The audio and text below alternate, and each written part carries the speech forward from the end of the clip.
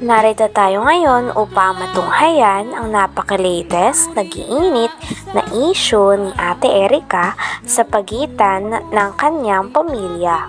Sa pagpapatuloy ng ating istorya ay nandun pa rin si Kalingap Val Santos Matubang sa bahay nila Ate Erica. At tinatanong niya pa rin ang tita ni Ate Erica at ang lolo ni Ate Erica na si Lolo Miguel kung ano nga ba ang tunay na nangyari. At base pa sa karagdagang statement ng lolo ni Ate Erica ay talagang sobra-sobra na daw ang mga paratang sa kanila at hindi niya matatanggap na nilalapastangan daw sila. Okay lang sana sa kanila na wag silang bigyan ng pera o sustento. Ngunit ayaw nilang pinagsasabihan sila ng mukhang pera at nilalapastangan. Nilalapastangan Mukhang kwarta. Eh nasa kailang pera naman, hindi magbabahawak ng pera, kahawak lang ang utos nila. So, yun lang naman. Kung hindi ako nila inutusan, hindi. May ingat, tinulungan ko sila. Kung hindi ako magtulong doon, wala din yung bahay nila. Sa kapatid ko, Epal, kung nasa amin ang pera, bakit po kayo magtsatsaga sa probinsyan? Doon namin uli-uli dinadala si mama na naglalakad lagi ng papunakanan nila para po manghingi lang ng sulong. Nandiyan po ang mga resibo. Walang tinulong sila, sila may sa si John A. Walang tinulong sa lula mo. Nung simula pa po, na pera pa. Kaya nabi po, Adi yung ngayon po, yung huli na. Wala. Wala na po yan. Saka yung kay yung unang nag-vlog kayo. Bakit kaya hindi alintana ni John A. yung perang ginastos niya? Kina Erica, bakit kaya ganun? Malaking pera na. May motor pa na. May Dagdag pa ng tita ni Ate Erica ay talaga nagulat na nga lang daw sila nang ibinili daw na lote at bahay pati na rin ng lupa si Ate Sheila May ni Erica at ang kanyang asawa. Sabi pa nga nila ay okay lang naman daw sa kanila na huwag silang tulungan, ngunit ang masama lang at hindi nila matiis ay ang pagpaparinig sa kanila na wala namang katotohanan. Kaya ito daw ang naghudyak sa tita ni Ate Erica na magsalita na at gumawa ng video tungkol sa issue dahil hindi na nila makayanan ang mga kahihiyan na pinopost at binabato o pinaparatangan sila ng hindi naman totoo. Ito nga din ang dahilan kung bakit hanggang ngayon ay malaki na ang away sa pagitan ni Ate Erica at ng kanyang pamilya. pasigurado po talaga si Sheila. Hindi po namin alam kung kanino nakapangalan. yung Lupi. anong loto. Yun ang gusto ko rin malaman. Alam natin lahat. Basta po nalaman lang po namin, bumili silang mag-asawa na bumili sa dahil. Pero sinabi itong motor para sa pamilya. Yung tricycle. Saan yung tricycle ngayon? Nino? Eh, Sheila May. Ilan ba anak ni Sheila May? Isa lang po. Ano trabaho ng asawa niya? Wala po. Wala. Yung magandang buhay ngayon. Sabong-sabong lang yun. Pag may sabungan niya, malabas na yun. Pag may sabong nilait, tulo po yung asawa.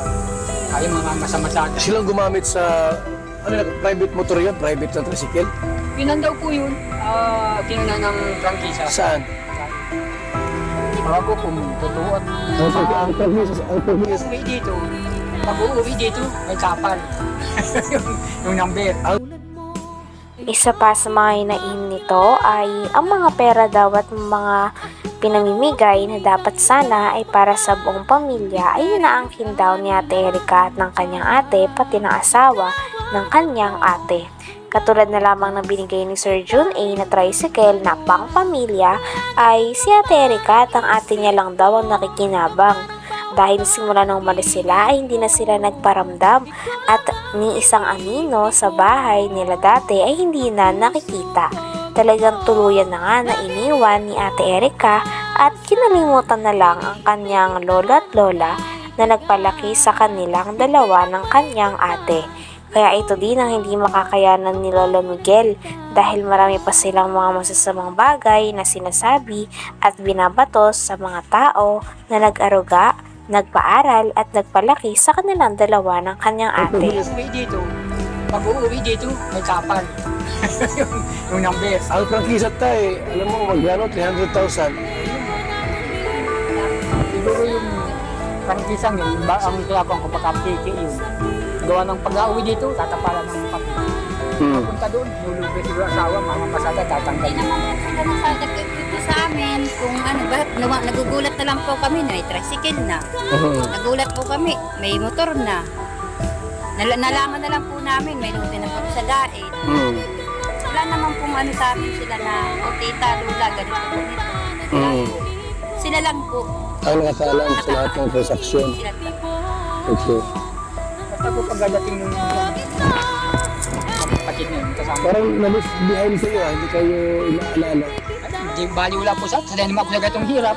Ayun po, basta sa tada ko tatandungan. Wag mo yung pabitangan kayo. Huwag lang yung sasabihan ng ganyan. Marami po. Tapos alam Pinaparatangan din si Lolo Miguel na siya daw ang kumukuha ng pera dahil siya daw ang inuutusan o pinapakausapan na bumili ng mga gamit sa loob ng bahay na pinagawa ni Sir Jun A para kay Ate Erica at sa kanyang pamilya. Ngunit kiit naman ni Lolo Miguel ay wala naman daw napupunta sa kanya sapagkat pinapabili lang daw siya, at kapag pinabili daw siya ng gamit ay binibili niya naman daw talaga ng walang labis at walang kulang. Talagang ang source ng pera ay nanggagaling kay Sheila May na ate ni Ate Erica, dahil sa kanya daw nagpapadala at siya ang kumakausap kay Sir Jun A. Sabi pa nga ni Kalingap Val Santos Matubang ay may tuturing talaga na parang buhay prinsesa si Sheila May dahil Naisip po mga nila sa taga-utos amin. ito. Meron kami. Magulang ko po. Kaya yung dun po ako na nag-post na po talaga, nagpadala na ng video para po matuldukan na kung sino po talagang may sala. Hindi po ako natatakot na idimadaliin. Sasabihin ko lang po yung totoo.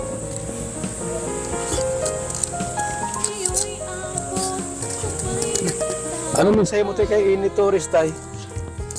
Kung dinig mo yun. Imitores, yung kung naradinig mo ako, ay huwag kang magparahambog at walang katotohanan yan. Sino ba ikaw? Hindi kita kakakilalang tao. Ba't papasok ka sa pamilya namin? Naintindihan mo kung sino nagpalaki sa dalawang yun. Pinalaki mo ba yun? O ikaw ang nagpa-eskwela? Yun lang, yun ang mensahe ko sa iyo. Kaya ate, ano mensahe mo kay Ini Torres? At marami ko babanta sa iyo. Yun po, galit po sila sa akin dahil kasi dati po nag-post po ako noon sa Ayon pa sa kwento ng tita ni Ate Erica ay si Ate Erica daw ay may ate na nagngangalang Sheila May at may asawa din ito. Ang asawa naman ito ay sabongero daw, sabi ni Lolo Miguel, at medyo natawa pa nga si Lolo Miguel nang kinikwento ito. May isa din daw anak, si Sheila May at ang kanyang asawa. Si Ate Erica naman ay dumidepende nga daw sa kanyang ate, kaya nahawaan na daw si Ate Erica na ugali ng kanyang ate na hindi naman nagugustuhan ni Lolo Miguel.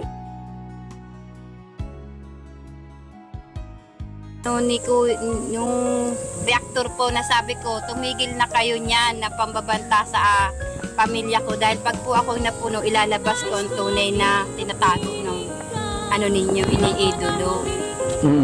Pero hindi pa rin kayo tumigil, kaya ako nag-post na para huminto na ng ginagawa sa akin.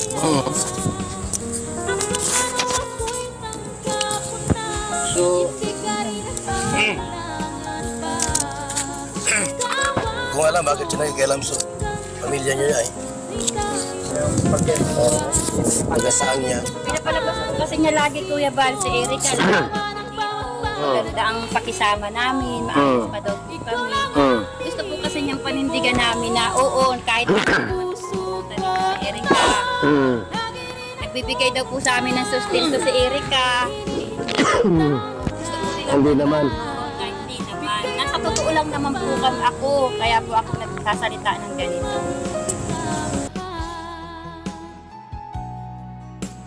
Hanggang dito na lamang muna ang ating napakainit, nagtitrending at talaga namang mas nakakaintriga na issue ni Ate Erica. Maraming salamat sa inyong panonood. Hanggang sa muli. Bye!